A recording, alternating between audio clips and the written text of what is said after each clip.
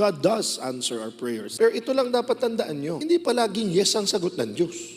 God answers in 3 ways. Yes, wait, and no. Nadinig nyo na itong kwentong to? May 3 anak na humingi sa kanyang tatay. Daddy, pengin pera. Anong gagawin mo sa pera? Bibili ako ng high heels. Tapos bumunot ka agad yung daddy niya. O ito, bili ka na ng high heels. Bumili na kaagad siya.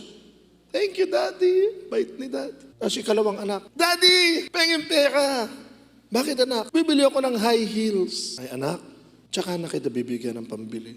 Ay, unfair si Daddy. Bakit yung una, binigyan mo kaagad ako? Hindi. Nag-iyak yung bata. Yung 3 anak. Daddy, anak, pengin pera. Bakit? Bibili ako ng high heels. Sabi nung tatay, anak, hindi kita bibili ng high heels kahit kailan. Unfair si Daddy, unfair. Buti pa yung pangalawa pinaghintay. Yung isa binigyan, unfair. Unfair nga ba yung tatay? Di ba dapat patas siya sa 3? Gusto niyo yung buong kwento? O, yung unang kwento kasi, Daddy, bibili ako ng high heels. Ito anak, bumili ka na. Kasi debut mo na bukas. Bili ka na. Yung pangalawa, Daddy, pengin pambili ng high heels. Anak, bibigyan kita pero hindi pa ngayon maghintay ka. Bakit siya, Daddy? Anak, wag mo kong pilitin. Grade 2 ka pa lang.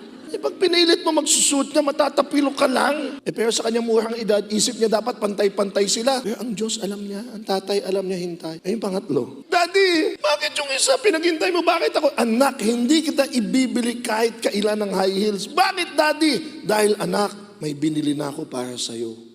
Rubber shoes. Mas bagay ito sa'yo, anak, kasi nakita ko ang galing mo mag-basketball.